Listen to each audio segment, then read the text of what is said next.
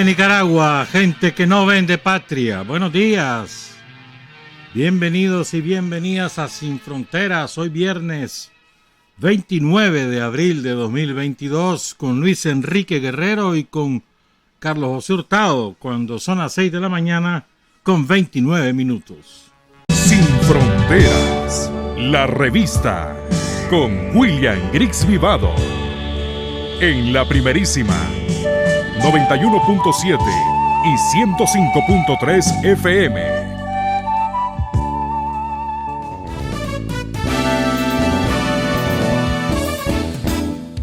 Sin fronteras para decir la verdad. Sin fronteras, trabajar, avanzar, combatir, vencer. Sin fronteras.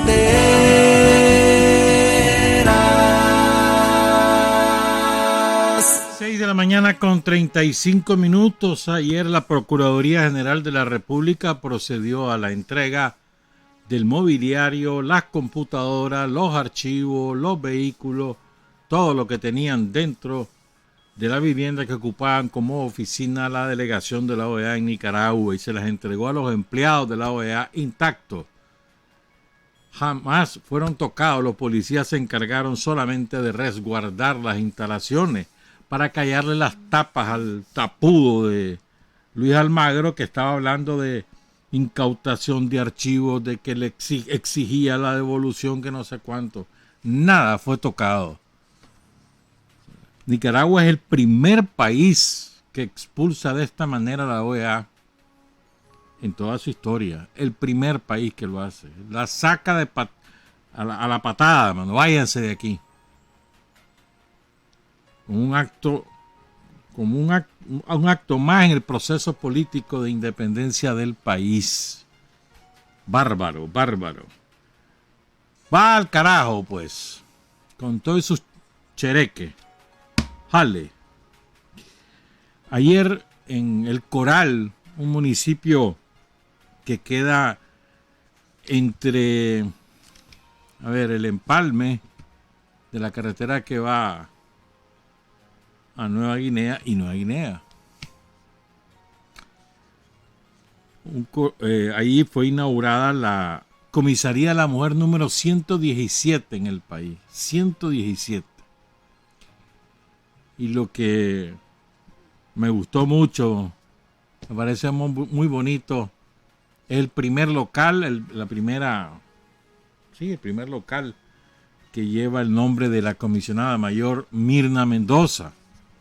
Nuestra gran amiga, nuestra compañera, una extraordinaria mujer que toda su vida la dedicó a la revolución, maestra y luego policía, donde alcanzó el grado de comisionada mayor hasta su retiro.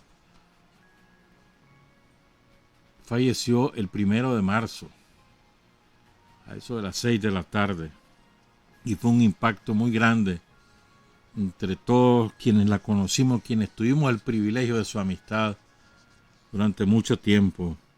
Yo conocí a Mirna en el año 79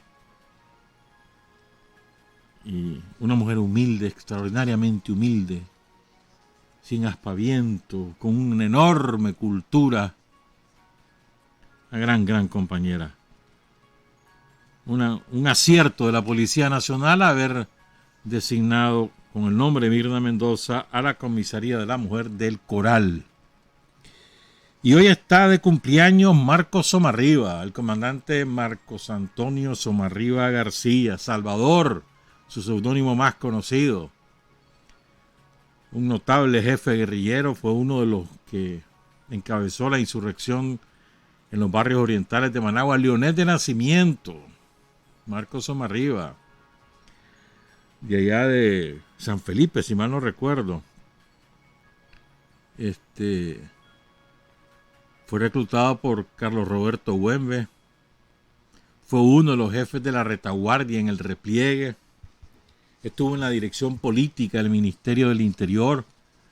Estuvo en la primera conformación, el primer contingente que luego se convirtió en la Policía Nacional, también estuvo en las milicias. una enorme trayectoria, una partida sensible para la revolución cuando falleció en un accidente en los años 80. Saludamos a Mayela, saludamos a su hija, saludamos a sus hermanos. En el cumpleaños, hoy estaría 69 años, cumple hoy Marcos Antonio Somarriba García. Vamos a hablar bastante hoy de la situación internacional. Vamos a empezar con lo que ayer, esto empezó el miércoles realmente, pero ayer fueron estas declaraciones. El miércoles apareció un canje, un sorpresivo canje entre Rusia y Estados Unidos, 1 por 1. Un piloto ruso que había sido víctima de una trampa organizada por los servicios de inteligencia de Estados Unidos y otra vez en Liberia. Ahí lo secuestraron, se lo llevaron a Estados Unidos, lo acusaron, le inventaron una acusación de tráfico de drogas, jamás lo probaron y lo condenaron a 12 años de prisión. Por eso te digo que jamás lo probaron. Si lo hubieran probado, cadena perpetua le hubieran dado. Jamás lo probaron. Pero era una intención política. Y lo que ayer conocimos, bueno, él fue canjeado por un yanqui, ex marino, originario de Texas, llamado Trevor Reed, que estaba detenido en Moscú porque había, bien picado, bien borracho, había agredido a oficiales de la policía. A este lo condenaron a 6 años y solo estuvo 2 años preso. En cambio, Konstantin Yaroshenko estuvo preso desde 2010. Entonces fue el canje 1 por 1 en Turquía. Turquía facilitó su territorio. Entonces ayer lo entrevistó a Konstantin Yaroshenko, Russia Today, la cadena televisiva de Rusia, que también tiene una muy prestigiosa página web censurada por la Democrática Europa en todo el territorio europeo y también la señal de televisión, obviamente. Entonces Yaroshenko lo entrevistaron y oigan cómo funciona la democracia de Estados Unidos. Fíjense bien, a Yaroshenko se lo llevan a una cárcel ordinaria de Estados Unidos. No fue ahí a Guantánamo, no, a Estados Unidos. Lo tuvieron en la celda de los servicios de inteligencia y después lo pasaron a la celda ordinaria. Pero mientras estuvo en poder de los servicios de inteligencia, oigan lo que le hicieron. Cuenta Yaroshenko: había una sala de tortura donde me torturaron durante 2 días y medio, con torturas inhumanas, físicas y psicológicas, con enormes presiones. En un momento dado ni siquiera quería vivir, ni volver en sí cuando perdía la conciencia. No quería venir a este mundo. Ellos sabían cómo golpear, dónde golpear, para que yo también siguiera vivo, para que después pudieran ocuparse de mí. Me dieron una patada en los talones, me arrancaron los dientes, me destrozaron los órganos internos, me rompieron los huesos de las piernas. El tratamiento demócrata de Estados Unidos. Y vos lo ves al hombre que... evidente, las huellas de las torturas, ¿no? Evidente, le quedaron marcadas en su aspecto físico. Yaroshenko dijo que el caso fue fabricado por él como un ataque al gobierno de Rusia. Fue un mero montaje, una provocación para conseguir únicamente las metas y objetivos que necesitaban las autoridades estadounidenses. Todo el caso fue fabricado contra mí para convertirme en un pequeño eslabón de una gran cadena, por lo que sé, para desacreditar al gobierno ruso. Todas las acusaciones contra mí no son más que una tapadera para encubrir las verdaderas intenciones que pretendían las autoridades estadounidenses contra mí y contra otros ciudadanos como Víctor Bout. Y anunció que va a intentar denunciar lo que sufrió, denunciar al gobierno de Estados Unidos, al gobierno de Liberia por cómplice, porque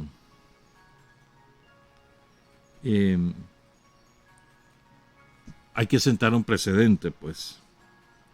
Aunque él dice que en los tribunales internacionales que están dominados por la OTAN y Estados Unidos va a ser difícil, pero que él cree que puede prosperar su denuncia en los tribunales de su país. ¿Cómo aguantaste?, le pregunta la periodista. Entonces él responde: mi fe me sostuvo siempre.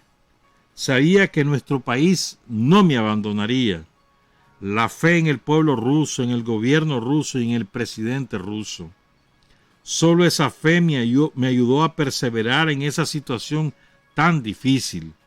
El apoyo de mis seres queridos, de mi familia, del pueblo ruso, del gobierno, de los diplomáticos rusos que me ayudaron a soportar todos estos años. Y la creencia de que tarde o temprano estaría en casa, que lucharían por mí hasta el final. Y gracias a los esfuerzos de nuestros diplomáticos y personalmente de nuestro presidente Vladimir Putin, acabé en Moscú. Hay un video de él, cuando él está bajando la escalinata del avión y está la esposa esperándolo. Pega unos brincos de alegría esa mujer, ¿no? Qué cosa más bonita, más emocionante. La hija y la esposa. Emocionante. Pero ya ven, así funciona la democracia de Estados Unidos. Fuera máscaras. Fuera máscaras. Ahí vamos a tratar de desnudar esos mitos que se han derrumbado en estos últimos meses. Los mitos de la democracia capitalista. O de la sociedad occidental civilizada, cristiana. Ajá. Fíjense, ahora hay otra. Ayer ya fue aprobada una ley en Estados Unidos para confiscar los bienes de Rusia como Estado y de cualquier ruso que los estadounidenses presuman que están vinculados al gobierno de Rusia. Fíjate bien. Por la presunción, sin necesidad de probar nada, ni de ir a tribunales, no, nada. Se van a robar las propiedades, según ellos, con eso van a financiar la ayuda a Ucrania, según ellos, y sin que Rusia ni nadie de los afectados pueda defenderse. Esa es la decisión, robar. O sea, pura piratería, puros matones. O sea, la tradición de Al Capone o de aquellas famosas bandas de forajidos que iban por todos los caminos entre el este y el oeste de Estados Unidos asaltando diligencias y rancheros. Esa es la tradición. O la de los filibusteros que llegaron al norte de México a quererse robar Sonora. Después que habían robado la mitad del territorio estadounidense, pues se vinieron para acá. Aquí saquearon, quemaron, mataron, usurparon la presidencia y después lo sacamos con las manos atrás. Esa es la tradición de ellos, el robo, el puro, son una pandilla de ladrones. Esos son los gobernantes de Estados Unidos, los gobernantes en el sentido amplio de la palabra. Diputados, senadores, jueces, presidentes, ministros, militares, son una banda de forajidos. Oigan bien esto, sí, por favor. Y fíjense lo que dice la ley.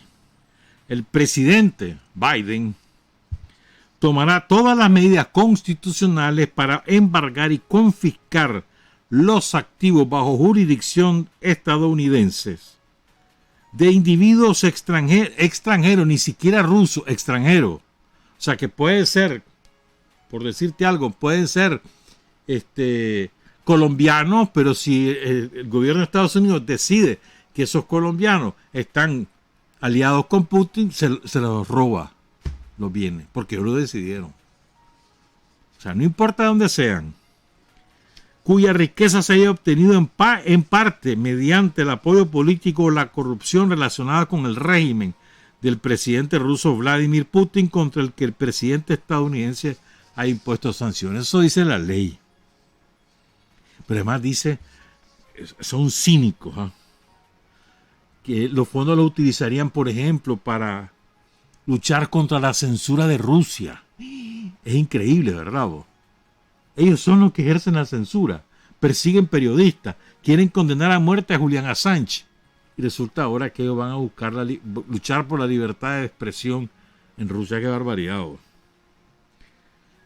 Dice, transferir esos fondos para apoyar el desarrollo de la sociedad rusa, incluyendo el seguimiento de la democracia y los derechos humanos y los programas dedicados. Es decir, van a buscar subvertir el orden en Rusia, según ellos. Pero fíjense bien, oigan estas declaraciones de estos dos filibusteros. Uno se llama Tom Malinowski, es senador del Partido Demócrata.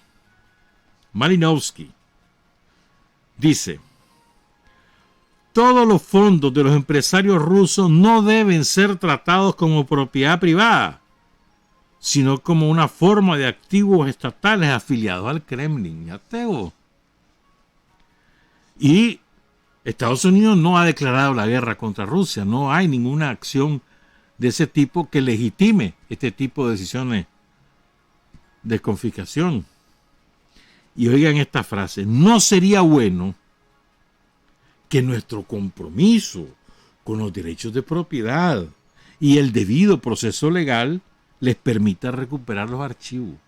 O sea, no los van a dejar acudir a los tribunales, ni a defenderse, ni a reclamar lo suyo. ¿Ah?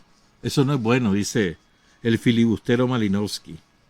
El otro matón, que se llama Jack Sullivan, este es asistente de Biden para la seguridad nacional, dijo lo siguiente, y lo dijo el 14 de abril, no ayer, hace ya 15 días. Dice Sullivan: al incautar esos bienes, no pensamos en devolverlos. Así, descaradamente. Entonces ayer reacciona la portavoz de la Cancillería rusa, María Zakharova, y dice lo siguiente: todas las medidas que tomen, incluso de esta naturaleza idiota, así lo dijo, obtendrán su desarrollo y continuación. Ciertamente, como saben, no dejamos nada sin responder, y ellos deberían entenderlo. La congelación de las propiedades rusas en el extranjero es ilegal y viola todos los principios del derecho internacional y el funcionamiento imparcial del sistema financiero mundial. Esas acciones se pueden interpretar como un flagrante ataque a la propiedad soberana. Esto es una cosa muy importante. La propiedad soberana es un concepto universal. La propiedad soberana es la propiedad de los estados, que es intocable. Se suponía, pero esto hasta que pasó lo de Libia, ¿verdad? Cuando los europeos, Francia, Gran Bretaña, Italia, España, Alemania y Estados Unidos se robaron y Suiza, la reserva de Libia depositada en los bancos de los respectivos países. Se la robaron. Jamás rindieron cuenta de eso. O lo que fueron a hacer a Irak, que se robaron todas las reservas de oro, cuartos enteros repletos de barras de oro, se las robaron. O lo que hicieron en Afganistán, muy parecido. O sea, son bandas de forajidos. Sigo. Cualquier uso de los fondos, dice Zakharova, tanto del Estado ruso como de sus ciudadanos, sin el consentimiento de sus legítimos propietarios, será tratado como una arremetida ilegal y manifiestamente inamistosa por parte del país que lo haga, de sus estructuras de poder y nos dará derecho a una respuesta o acción adecuada en el orden legal, dijo Zakharova. Les están advirtiendo, después no lloren. El embajador extraordinario Konstantin Dolgov, este senador, el equivalente a senador, miembro del Consejo de la Federación, dice: todo lo que está ocurriendo ahora en relación con la incautación de bienes estatales y privados de los ciudadanos rusos se asemeja al bandolerismo económico y financiero. Si esto continúa, Moscú se verá obligado a tomar medidas apropiadas y tal vez incluso de espejo, dice. Es decir, cada incautación tiene un espejo en Rusia. Por ejemplo, le confiscan a un millonario X, un oligarca, lo que sea. Le confiscan, por decir algo, una empresa y 5 mansiones. Dale pues, hacer lo mismo en Rusia. Y los gringos tienen propiedades en Rusia. Y bastante. Después dice: no permitiremos que se pisoteen los derechos de nuestros ciudadanos y la propiedad de Rusia de una forma tan burda. Utilizaremos todo el abanico de medidas y mecanismos legales previstos por las leyes rusas y cuando sea necesario y apropiado los mecanismos judiciales internacionales. Pero en cualquier caso, esa línea antirrusa no quedará sin una respuesta adecuada.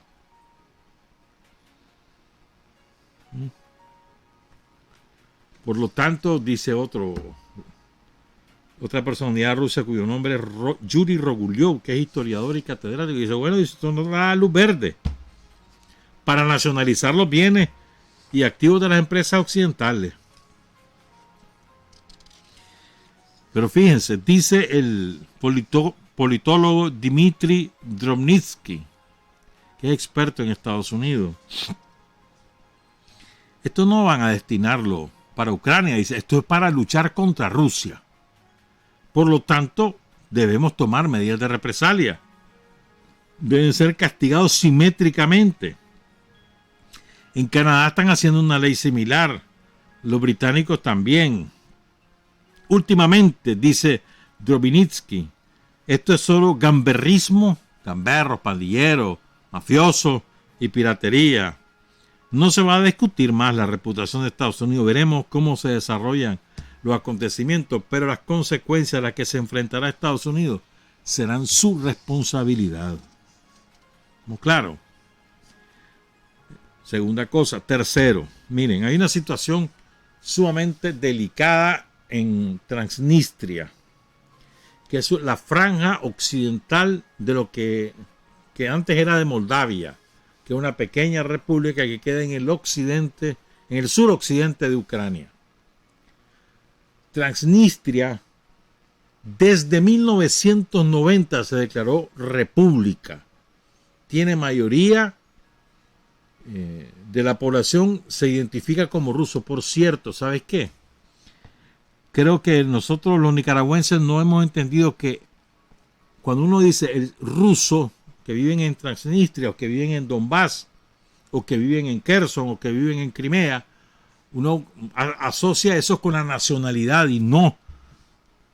El ser ruso es una identidad que va más allá de la nacionalidad. Vos podés sentirte y ser ruso habiéndote criado toda tu vida en Nicaragua, porque es una identidad. No es solamente, es una nacionalidad, sí, pero va más allá de la nacionalidad. Es la identidad rusa, que tiene que ver con su cultura, con sus tradiciones, con sus creencias, con su historia, que la asume como tal la persona. Entonces, se trata de la identidad rusa, no de la nacionalidad rusa. Entonces, más de la mitad de la población de Transnistria tiene una identidad rusa. Ahí hay fuerzas de paz de Rusia, son como 5,000. Que resguardan los arsenales que quedaron ahí, sobre todo de municiones, desde la época de la Unión Soviética. Entonces han habido varios ataques terroristas, está en estado de emergencia el país, y aparentemente van a lanzar una operación militar para destruir Transnistria y anexarla a Moldavia. Y Moldavia está hablando de anexarse a Rumanía. Así andan las cosas. Entonces, ahorita están varias operaciones militares de la OTAN en marcha. Una de ellas es esta contra Transnistria. De hecho, Estados Unidos, Canadá, Bulgaria, Francia, Israel, Gran Bretaña y Alemania le dijeron a sus ciudadanos que se vayan de allí porque viene una situación difícil. Fíjense bien. Entonces hay una enorme acumulación de fuerzas militares en la frontera de Rumanía, contigua a Moldavia y en Ucrania. Rusia ha advertido: esperamos no tener que intervenir en Transnistria. Y después les voy a leer otras advertencias que lanzó antier el presidente Putin. ¿Verdad? Entonces, eso es sobre Transnistria y Moldavia. Hay una operación militar en marcha. Vea, a propósito de esto del gas, 2 países ya les cortaron los alimentos, el gas, a Bulgaria y a Polonia, y lo que están haciendo es comprándole a Alemania. Alemania, uno le está comprando a Alemania y creo que el otro a Austria. ¿Verdad? Bueno. Entonces fíjense, ayer, cuarto, el director de la inteligencia de Rusia, se llama director de la inteligencia exterior, el servicio de la inteligencia exterior SVR, su director, cuyo nombre es Sergei Narishkin, así es, Narishkin, reveló información de inteligencia que han obtenido, o sea que esto no es una opinión, no es una declaración política, sino es la revelación de información de inteligencia obtenida por los servicios de inteligencia de Rusia, que no son poca cosa, y advierten lo que viene en camino. Estados Unidos y Polonia, que van a hacer ahorita maniobras, empiezan hoy en la frontera con Ucrania y con Bielorrusia. Bielorrusia ya movió tropas, tanques y baterías antiaéreas, etcétera. Ya lo movió a la frontera con Polonia entre ayer y hoy. Entonces, en esta operación lo que van a hacer es meterse a Ucrania para establecer lo que ellos denominan un estricto control militar y político de las posesiones históricas que Polonia reivindica como históricas en Ucrania. Se van a adueñar de gran parte del occidente de Ucrania, en el entendido que Ucrania está derrotada, ¿verdad? Y que mejor la agarra Polonia a que le queden a Rusia. Rusia encantada que se lleven esa parte, porque ahí es donde más nazis son, más antirrusos son, es en esa parte de Ucrania, que se lo lleven, ¿verdad? Entonces van a introducir las tropas polacas como un contingente de paz para proteger a la población y toda esa onda, incluyendo la ciudad de Lviv, que es la más emblemática de esa zona, ¿verdad? Y están discutiendo Estados Unidos y Polonia cómo va a ser la modalidad de la administración de Polonia de esos territorios. Entonces van ocupando eso, facilitan que las tropas ucranianas se vayan a destruir Transnistria, ¿verdad? Polonia no se quiere ir sola, quiere buscar aliados, pero no ha encontrado todavía aliados. Esto lo van a hacer al margen de la OTAN, es decir, no va a ser una decisión de la OTAN como ente, como cuerpo, como entidad, sino de miembros de la OTAN. Estados Unidos, que es el dueño de la OTAN, con Polonia, que es lo más derechista que te encontrás en Europa, y eso es decir bastante. Más derechista que los nazis de Alemania, imagínate vos, ¿verdad? Entonces, ¿qué más sobre esto? Esto incluye de que ellos se van a adueñar de las instalaciones estratégicas de la Guardia Nacional Ucraniana. O sea, Ucrania tiene 3 cuerpos armados: el ejército, la AFU, la Guardia Nacional y los batallones nazis. Que los batallones nazis después fueron asimilados por el ejército, pero funcionan autónomamente dentro del ejército. Entonces, Polonia anda buscando gente dentro de Ucrania que sea agradable para para Ucrania pero que sea leal a ellos para ponerlos al frente de la administración en los territorios occidentales. Eso está pasando ahorita. ¿Estamos claros? Es decir, estamos en la rapiña, hermano. Van a la rapiña de Ucrania y ellos hablan de que defienden a Ucrania. No, hombre, no nos enredemos. Pero bueno, ahora quiero reseñar las declaraciones del presidente de Rusia, Vladimir Putin, que son sumamente importantes. Y esto hay que tomarlo al pie de la letra. Esto no es jugando. Este es el sexto tema de esta parte internacional. Dice Vladimir Putin, si alguien, quiero subrayarlo una vez más, si alguien pretende interferir en los acontecimientos desde el exterior y plantear amenazas inaceptables para Rusia, debe saber que nuestros contraataques serán respondidos con la velocidad del rayo, con rapidez. Tenemos todas las herramientas para hacerlo. Son herramientas de las que nadie más puede presumir. Y no se trata solo de presumir, las utilizaremos si es necesario. Y quiero que todo el mundo lo sepa. O sea, estas son cosas bravas, hermano. Te las repito. Pónganle atención. Si alguien pretende interferir en los acontecimientos en Ucrania desde el exterior y plantear amenazas estratégicas inaceptables para Rusia, debe saber que nuestros contraataques serán respondidos con la velocidad del rayo, con rapidez. Tenemos todas las herramientas para hacerlo, de las que nadie más puede presumir. Y no se trata para nosotros de presumir, las utilizaremos si es necesario.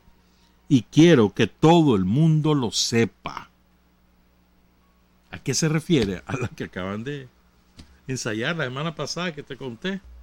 Esos cohetes, hermanos, nucleares que le dan la vuelta a la Tierra por cualquiera de los polos hasta llegar a su destino y que nadie los puede derribar. Van tan rápido que nadie los puede derribar. No hay nada que puedan defenderse los probables objetivos. Nada pueden hacer. Además están los otros cohetes que sí tienen similares las potencias de la OTAN, pero también son poderosos. Entonces es una advertencia muy seria. Muy seria. Además, Rusia ha dicho que no es asunto solamente de responder a un ataque similar, sino de prevenirlo. Si tienen la certeza de que lo que están haciendo es preparando un ataque nuclear, ellos se van a anticipar. Lo ha dicho claro Rusia. Esto lo dijo en una reunión con los senadores, es decir, con los legisladores de la Asamblea Federal de Rusia. Por cierto, aquí les doy otro dato sobre este asunto. Estados Unidos le va a suministrar a Ucrania en estos días drones de ataque capaces de llegar hasta Moscú. Y Reino Unido va a poner los misiles, que son lo suficientemente ligeros para que los drones puedan llevarlo. Entonces, la velocidad de estos drones es de 200 kilómetros por hora y tienen una capacidad de volar durante más de 12 horas. Estás hablando de 1.400, 1.600 kilómetros de distancia. ¿Estamos claros? Con misiles nucleares. ¿Qué significa?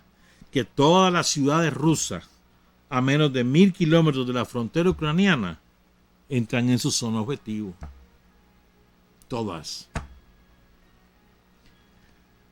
Estados Unidos le va a dar los drones, los británicos van a poner los misiles nucleares. No le van a dar, hombre, si lo van a armar, eso lo van a utilizar, lo van a manejar los propios asesores británicos y gringos que ya están en Ucrania. O sea, no es Ucrania, y lo que van a tomar la decisión son ellos, no es Ucrania. Ucrania no pinta en esto. Para Estados Unidos y Gran Bretaña, para los anglosajones, Ucrania es simplemente una plataforma de ataque contra Rusia, nada más.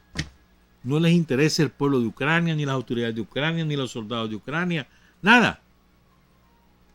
Simplemente es un territorio para atacar a Rusia, eso es todo. Para intentar destruir Rusia y apoderarse después de todos sus recursos. Ese es su objetivo.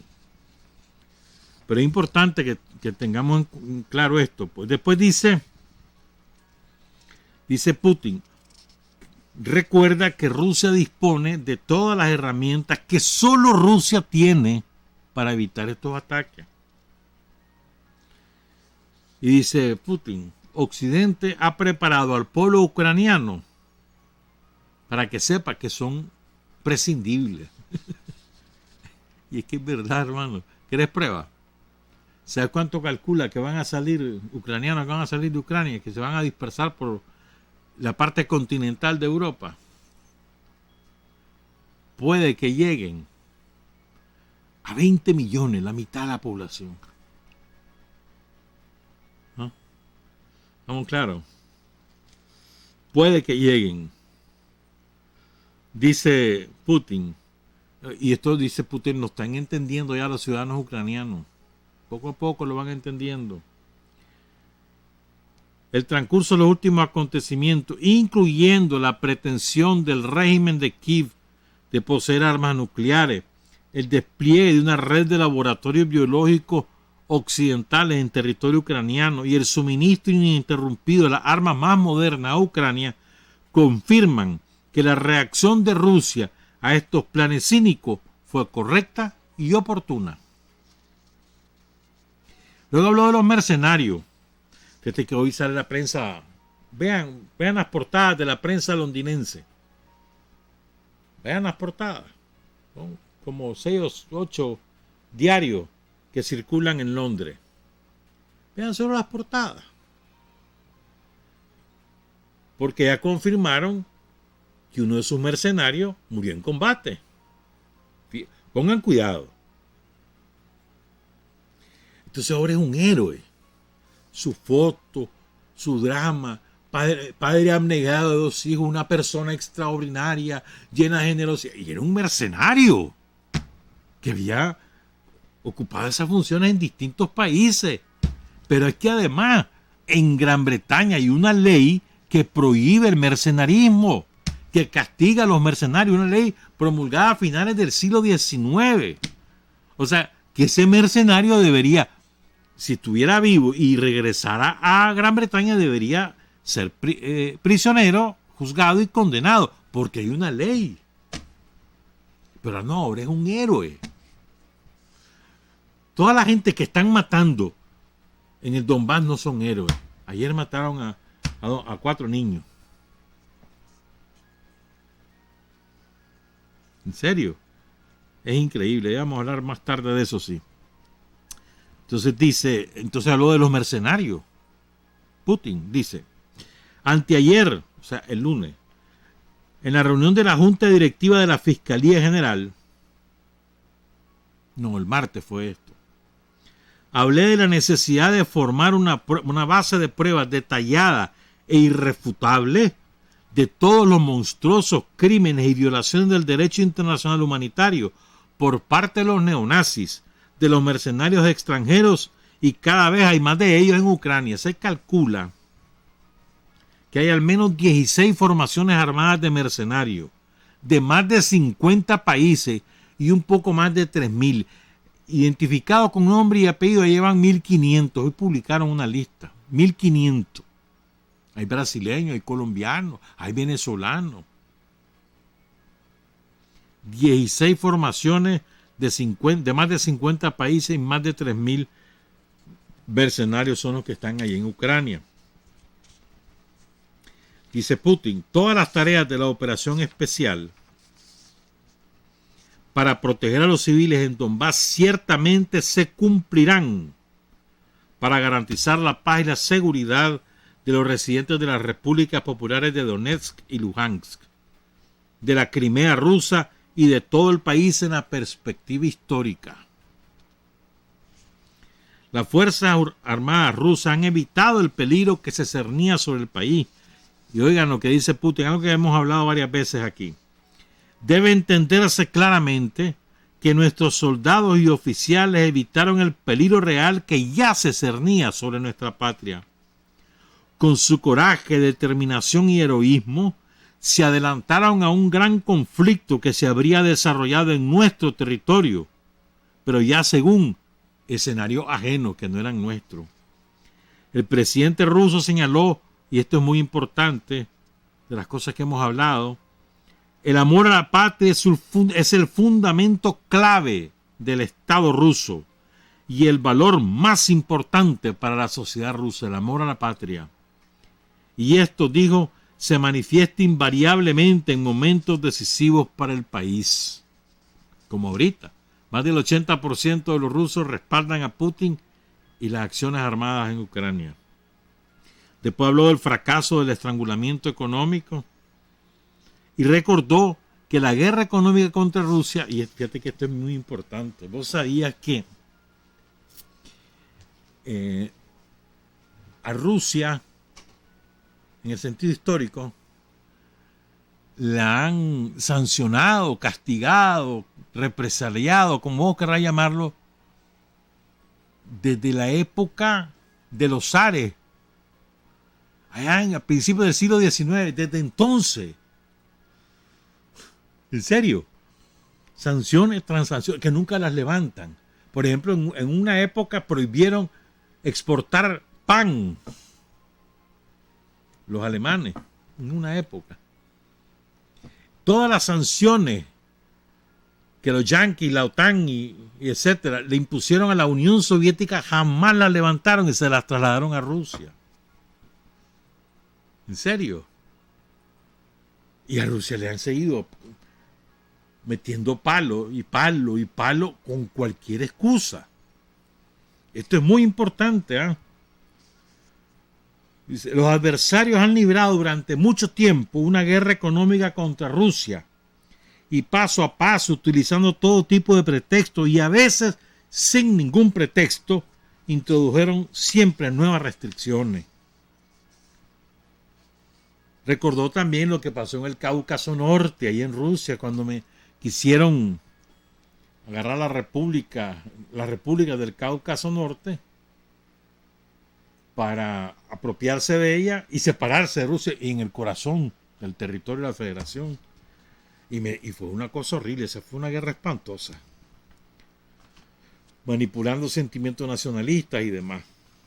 Lo hicieron, dice, no para hacernos mejores, sino para trasladar los problemas del pasado a nuestra vida actual, para estimular los sentimientos separatistas en nuestro país, para desmembrarlo y destruirlo, para llevarnos al llamado Rincón del Oso, el sitio más remoto del planeta. Esto es lo que muchos han intentado hacer en todo momento contra Rusia. Nunca lograron su objetivo, pero no aceptaron el hecho de que nosotros, a pesar de esta embestida, logramos resistir, por lo que más tarde emprendieron una preparación masiva de guerra económica contra Rusia. Y luego contó de que ellos vienen preparándose desde hace rato. Dice que por eso que en el año 2020 hubo, ¿te acordás? Hubo reforma a la Constitución rusa y le dieron más fuerza al Parlamento ruso. Y dice Putin, las enmiendas, entre otras cosas, dice Putin, establecieron la prioridad de la Constitución rusa sobre los acuerdos internacionales. O sea, los acuerdos internacionales no están por encima de la Constitución de Rusia. Hemos reforzado nuestro parlamentarismo, pero también hemos creado las condiciones para seguir formando una legislación independiente y soberana en Rusia para el desarrollo de la jurisdicción nacional, sin edificación ni interferencia de ninguna fuerza externa. Es el pueblo y solo el pueblo de Rusia quien es la fuente de poder en nuestro país. Eso es un principio fundamental de cualquier nación que se precie de ser soberana. Un detalle histórico, 7 y 19. Un detalle histórico. ¿Vos sabías de que la ciudad de Washington fue incendiada? Ya Estados Unidos independiente. Ya se habían quitado la tutela de Gran Bretaña. Habían sacado al rey o a la reina que estaba en el momento. Quemaron Washington en 1814. Porque, miren lo que pasó. Estaba en la guerra napoleónica. ¿Verdad? Y Napoleón emprende la campaña contra Rusia. Napoleón, el imperio francés. Entonces, maldito.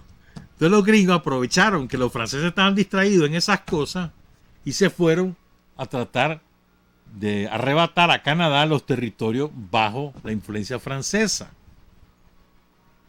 Y se armó la guerra. Y también se fueron después a los territorios que estaban bajo la influencia inglesa. Gran Bretaña mandó contingentes. Se armó la guerra, pues. Entonces, en 1814 entran los británicos y después de la batalla de Bladensburg se meten a Washington y la incendiaron, incluyendo la Casa Blanca, incluyendo el Capitolio, todo, lo quemaron todo. Los británicos. La guerra terminó en un empate, porque al final Estados Unidos tuvo que regresar. O sea, todo regresó a la frontera antes de la guerra. Entonces en Canadá la recuerdan como una victoria.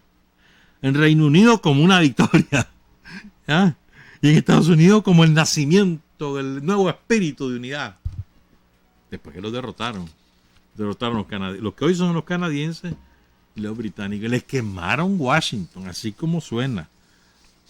Juega, pues vamos a hacer una pausa y regresamos con otras cosas. Son las 7:21. Hay hombres que luchan un día y son buenos. Hay hombres que luchan un año y son mejores. Pero hay hombres que luchan toda la vida. Esos son los imprescindibles. 7 de la mañana con 25 minutos. Un par de cosas más antes de que hablemos de Tomás. Mañana es su aniversario. Fíjense. Es que es increíble. Es increíble, ¿verdad? Ya la receta de no bañarse ya es universal en toda Europa. Ah, yo solo me acuerdo, mano, de los pobres pueblos aborígenes de Nicaragua antes, y bueno, y de toda América. Cuando vinieron a invadirnos los españoles, yo imagino que los pobres nuestros iban con la nariz tapada por aquel tufo que despedían esa gente, bro. Tufo, nunca se bañaban, una vez al año. La ropa pegada a la piel, es literal, no estoy inventando. Busquen literatura de la época y van a leerlo. Aquí aprendieron a bañarse. O sea, ese era el estilo. Aquel tufo, me imagino, menos que se lavaran las tapas. ¿Te imaginas? ¿Ah? ¿Qué clase de tufo eso, mano? Pobrecito. Y los nuestros que se bañaban 3 veces al día. ¿En serio?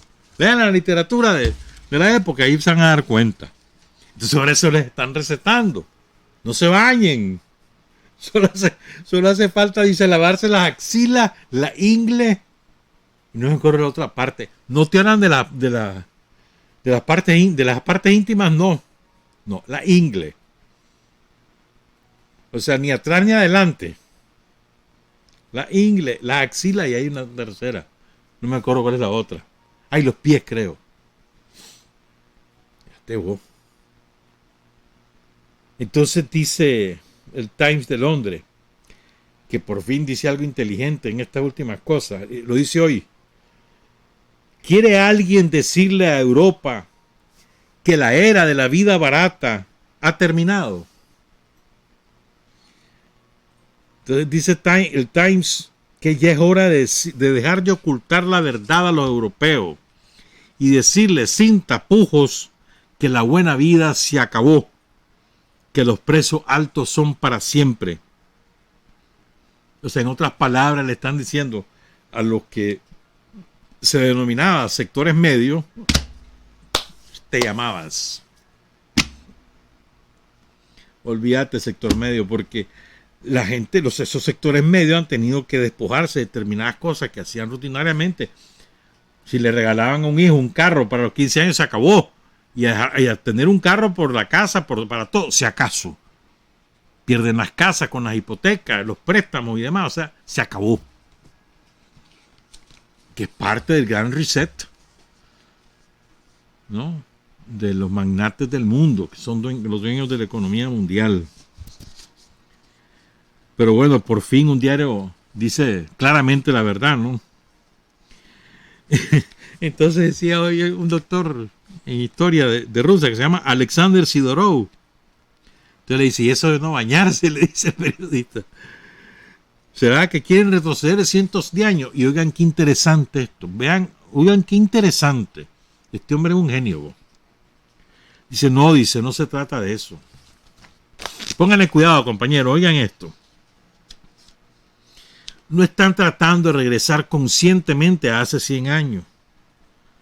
Esta decisión de recomendar a la gente que no se bañe, que ahorre gasolina, que ahorre gas, que ahorre energía eléctrica, esa decisión, dice el historiador ruso Alexander Sidorov, es totalmente política, incluso, dice, más probablemente ideológica, impuesta desde arriba.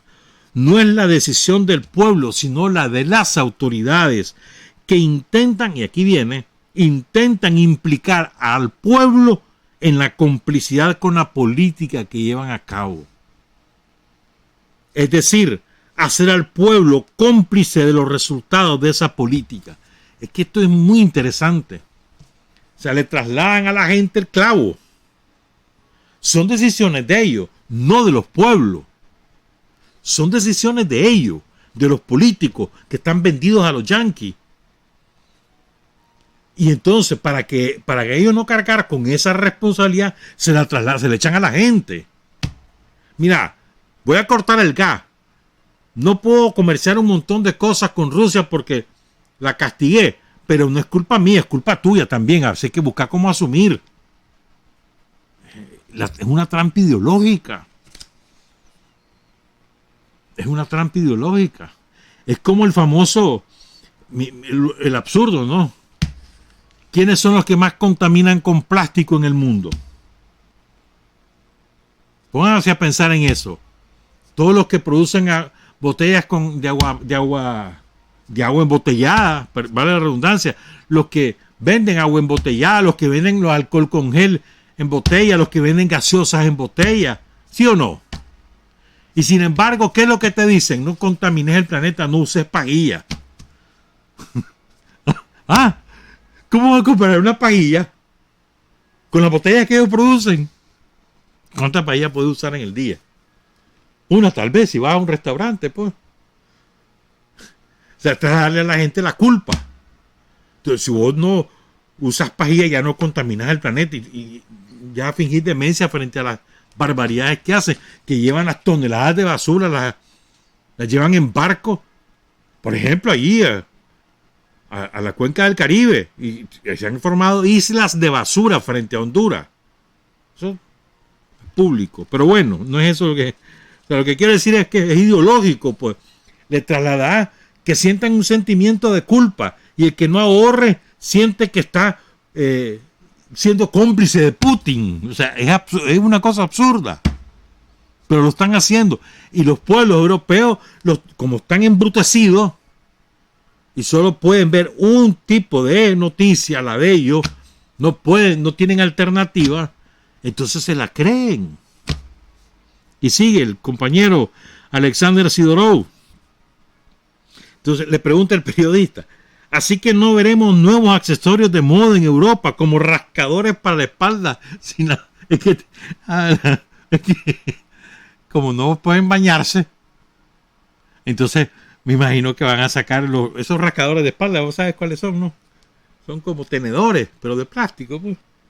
Entonces, para que te rasque la espalda, como te la podés lavar. No, le dice, no llegará a eso.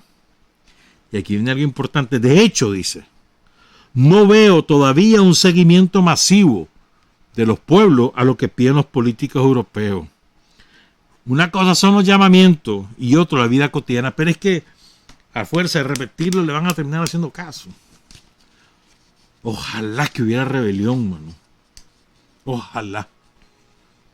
Y en Alemania, donde más me gustaría que hubiera esa rebelión. Pero bueno, ya vamos con Tomás. Espérame, que me falta una cosa más que no puedo dejar de decir esto, hombre. Fíjense bien. Hay un historiador ruso que se llama Alexander Myasnikov. Él es el redactor jefe de un proyecto que se llama Rusia mi historia. Digan lo que cuenta este hombre. O sea, no es lo que cuenta este hombre, es un error lo que acabo de decir. Oigan lo que este hombre ha investigado y ha encontrado pruebas documentales de lo que te voy a decir. No estamos hablando de tapa, de conclusiones políticas, no, pruebas documentales.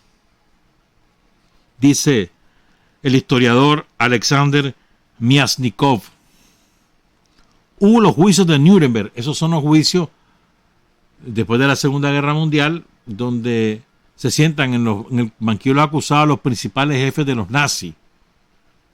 A una parte los condenaron y otra parte, sobre todo la parte que le correspondió a Occidente, los absorbieron o los condenaron a penas muy leves. Entonces dice Myasnikov, hubo los juicios de Nuremberg y ahí, entre todos los acusados, estaba Yamal Shat, el presidente del Banco del Tercer Reich, del Banco de Hitler, del Banco Central de Hitler. Pongan cuidado. Cuando le preguntaron sobre sus actividades con los nazis, el presidente del Banco Central de Hitler, Yamal Shat, respondió: ¿sabes? A quien deberíamos juzgar en particular es a ustedes, no a nosotros. A ustedes, los estadounidenses. Ustedes, les dice, son los que financiaron todo. Sin el sistema bancario de ustedes no habría pasado nada. Antes que Hitler llegara al poder en los años 20, cuando estaba claro que el partido nazi, el Partido Nacional Socialista, había surgido, Estados Unidos le dio $1 millón, que son hoy 10.000 millones de dólares. Los británicos le entregaron 1.000 millones de libras, que son hoy 20.000 millones de libras. Se los dieron a los nazis en los años 20, porque siempre su idea era que a partir de los nazis surgiera una fuerza militar capaz de destruir a Rusia. ¿Estamos claros? Dice el historiador, ese dinero se utilizó para construir las armas, los tanques y los aviones que mataron a decenas de millones de personas. Más aún, ni siquiera el estallido de la Segunda Guerra Mundial detuvo el flujo de dinero de Estados Unidos hacia Alemania. Y no solamente dinero, que le siguieron dando préstamos a Hitler durante la Segunda Guerra Mundial. Sí, y además le dieron tecnología militar. Pongan cuidado.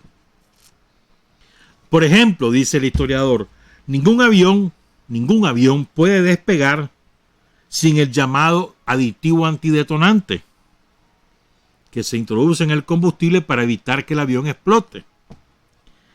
Ese aditivo era producido solo por los estadounidenses, ¿verdad? Se lo vendían a cualquiera a $1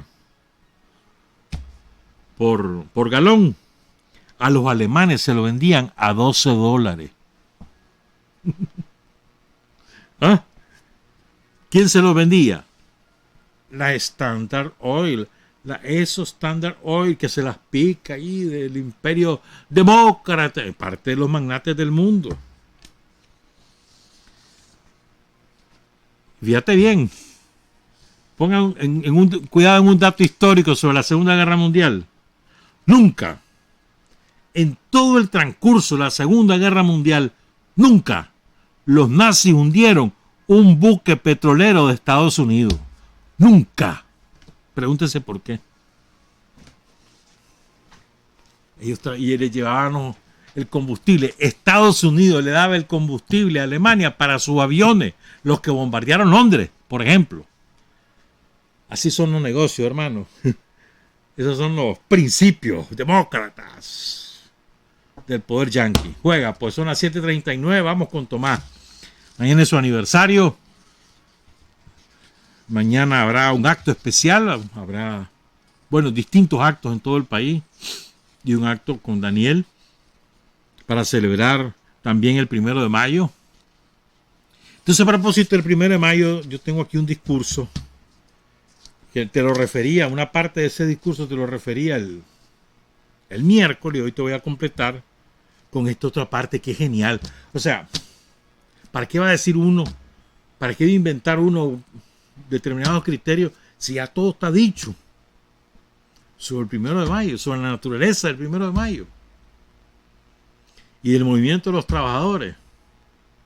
Es muy, muy, muy bueno este discurso en la parte sindical y demás. Quiero compartirlo con ustedes. 13 de diciembre de 1980. 42 años casi. Dice: nuestro pueblo entiende la política salarial de la revolución.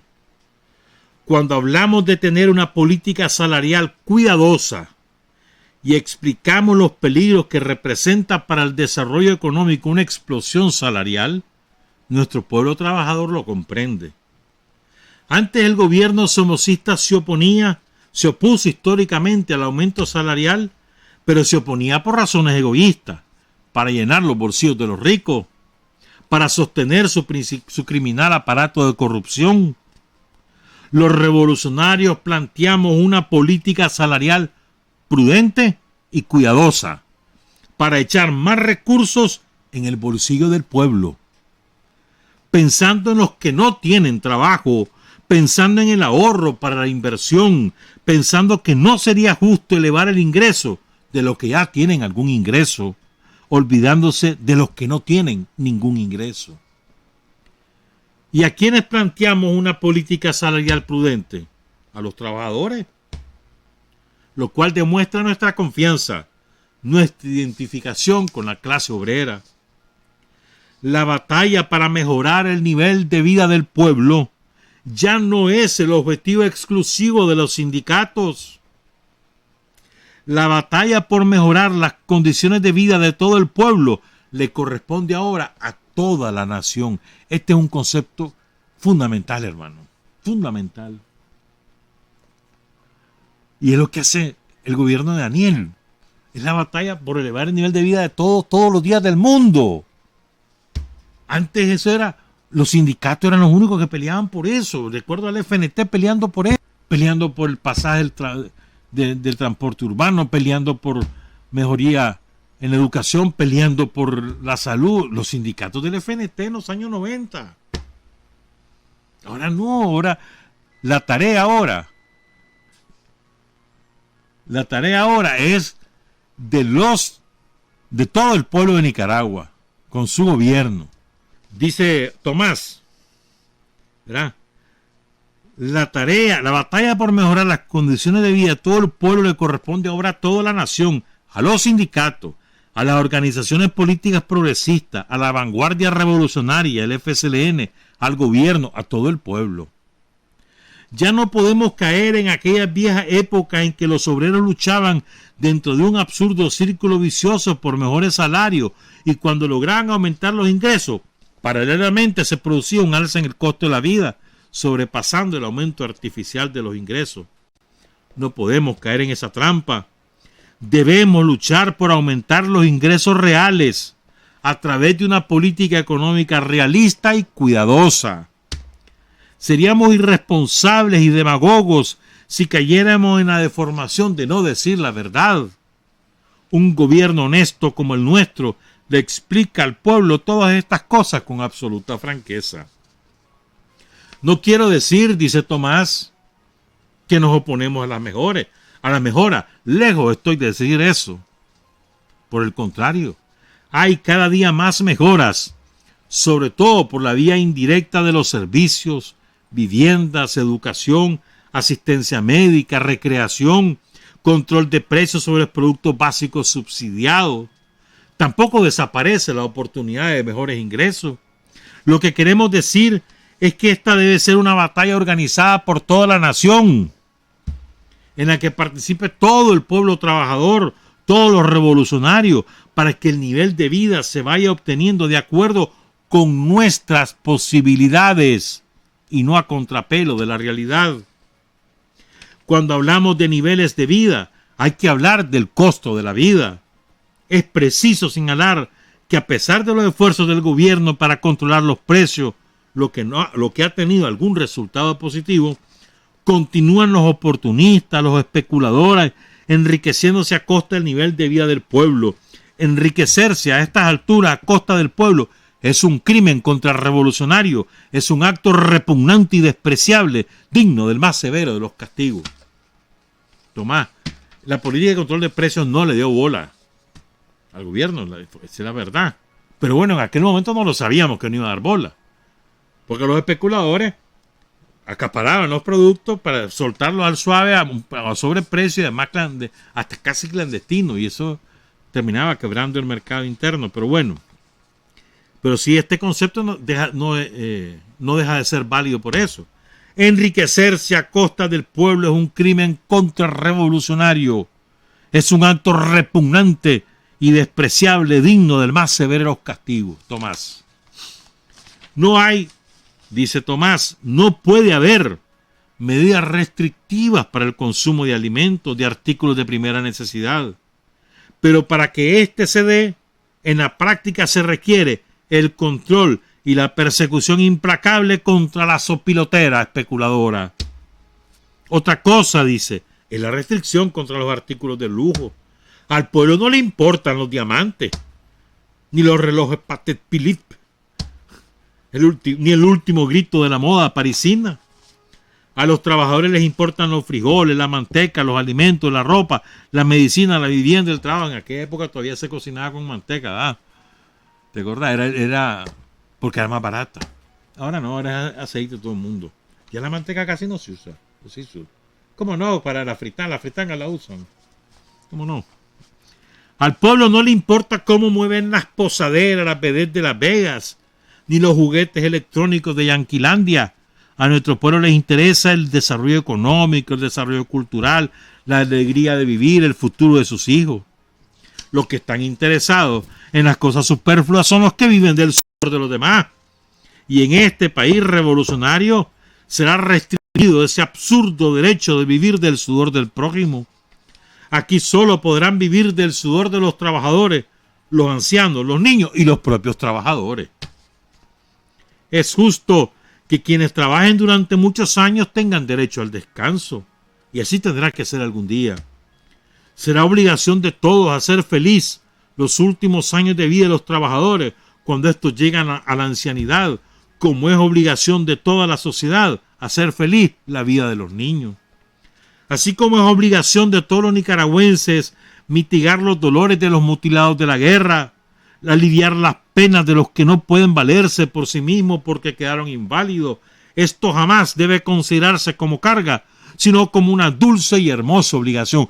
Puchica, solo me acuerdo todas las políticas que ha implementado Daniel con el INSS, que el INSS ha desarrollado programas maravillosos, ¿no? Que la silla de ruedas, que recuperó la pensión para las madres de los caídos, para los huérfanos, para los lisiados.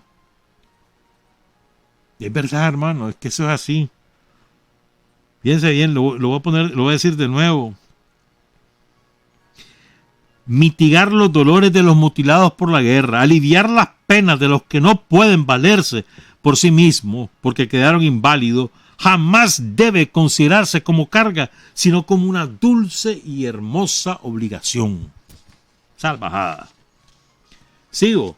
Puesto que es un objetivo de la revolución luchar por la felicidad de quienes de una u otra forma sufrieron, ya se ven menos pordioseros en las calles, menos prostíbulos, menos niños pidiendo limosna, menos, no está diciendo que lo habíamos eliminado, porque no los eliminamos y además vino la guerra después, menos, como ahora no los hemos eliminado, sobre todo cuando hay momentos de crisis sube, pero hay menos, mucho menos. Antes, dice Tomás, nuestras calles estaban llenas de indigentes por los que nunca hicieron nada, los hipócritas fariseos que hoy nos hablan de democracia y de justicia, golpeándose el pecho muy devotamente, hipócritas, falsos, sepulcros blanqueados, le dice Tomás.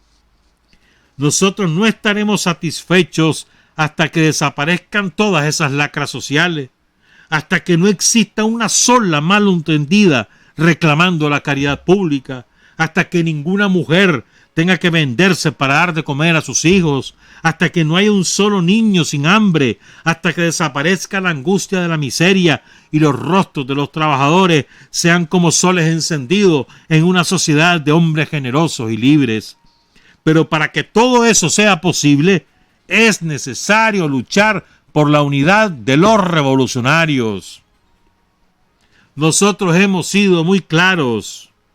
Nos hemos apuntado al lado de las clases destinadas por la historia a ser los arquitectos de la revolución. Hemos luchado por la unidad de la clase obrera a todos los niveles. Hemos avanzado en la unidad de los trabajadores en el área sindical.